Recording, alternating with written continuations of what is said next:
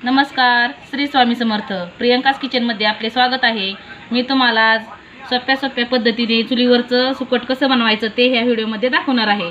त्यासाठी हा व्हिडिओ तुम्ही स्किप न करता शेवटपर्यंत नक्की पहा. चला तर मग वेळ न लावता रेसिपीला सुरुवात करूया. आता इथं सुकट बनवण्यासाठी मी इथं मार्केटमधून ह्या प्रकारचं सुकट आणलेलं आहे. हे सुकट मी 2 वाट्या घेतलेलं आहे. त्यासाठी आपल्याला पाणी लागणार आहे. आता शेंगदाण्याचं कूट मी इथं 1 वाटी घेतलेलं आहे. इथं थोडा 2 चमचे येसूर घेतलेला आहे. चवीपुरतं मीठ आणि लाल तिखट घेतलेलं आहे आणि 8-10 लसणाच्या पाकळ्या बारीक कट करून घेतलेल्या आहेत. आता आपल्याला सुकट बनवायचं आहे. त्यासाठी मी चुलीवरती आता कढई ठेवून घेत आहे. आता इथं आपली कढई ना छान तापलेली आहे. इथं मी 2 चमचे तेल टाकून घेत आहे. आता आपलं तेल छान प्रकारे तापून घ्यायचं आहे. हे पहा, आता आपली कढई ना छान प्रकारे तेल तापलेलं आहे. त्यामध्ये आपल्याला ना हे सुकट भाजून घ्यायचं आहे. सुकट भाजल्यामुळे ना जो सुकटाला उग्रपणा असतो ना तो सगळा वास निघून जातो. त्यामुळे सुकट एकदम असं एकसारखं हलवत थोडंसं ब्राऊन रंगावर येईपर्यंत परतून घ्या.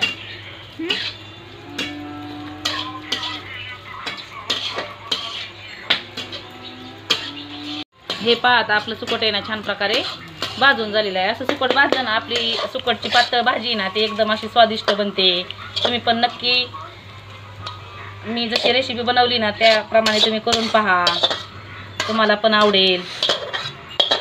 आता आपल्याला सगळं सुकट आहे ना हे कढईमधून काढून घ्यायचं आहे एका डिशमध्ये. आता त्यानंतर आपल्याला चुलीवरती कढई ठेवून आहे ना त्यामध्ये 2 चमचे तेल घालून घ्यायचं आहे.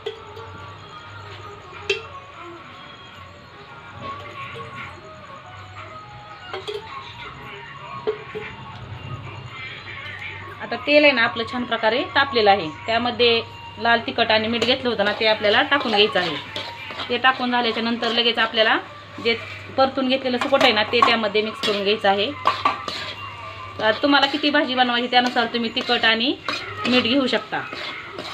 आता ही भाजी मी 4 माणसांसाठी बनवत आहे. त्यामुळे मी त्या चवीनुसारच ही तिखट आणि मीठ घेतलेलं आहे. त्यानंतर आपण आहे ना त्यामध्ये शेंगदाण्याचा कूट जो बारीक करून घेतला होता ना तो टाकून घेतलेला आहे. आणि दाटसरपणा तुम्ही म्हणता येसूर कशासाठी घेतला होता तर जो आपल्या भाजीला दाटसरपणा येतो ना त्यासाठी हा येसूर मी वापरलेला आहे 2 चमचे. आता त्यानंतर तुम्हाला जेवढी भाजी बनवायची ना तेवढी भाजी तुम्ही पाणी टाकून तयार करून घ्या. आता ह्या भाजीला मी पाणी ना गरम करून वापरलेलं आहे.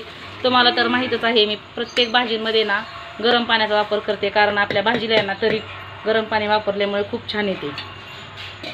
तुम्ही पण तुमच्या भाज्यांना गरम पाणी वापरण्याचा प्रयत्न करा.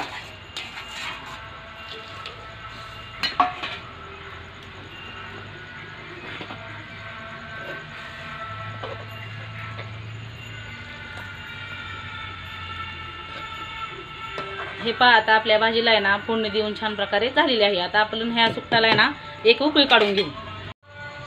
हे पहा, आता आपल्या भाजीला ना छान उकळी आलेली आहे. आता ही भाजी आपल्याला अशीच एक 5-10 मिनटं कमी जाळावरती मी शिजवून घेणार आहे.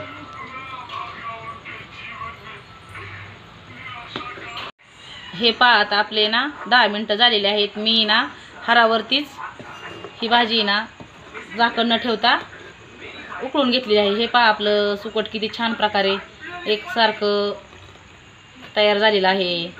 आणि किती आपल्या सुकटाला ना गरम पाणी वापरल्यामुळे तरी पण आलेले आहे. तुम्ही पण अशा प्रकारे नक्की करून पहा. माझा जर व्हिडिओ आवडला ना तुम्ही तर मित्रपरिवारासोबत तुमच्या शेअर करायला विसरू नका. चला आता आपण सुकट एका डिशमध्ये काढून घेऊ. हे पहा, आता आपलं सुकट आहे ना खाण्यासाठी तयार झालेलं आहे. तुम्हाला जर माझी ह्या सुकटची रेसिपी आवडली असेल ना तर लाईक, शेअर आणि सबस्क्राईब करायला विसरू नका. असे स्वस्त खा, मस्त राहा.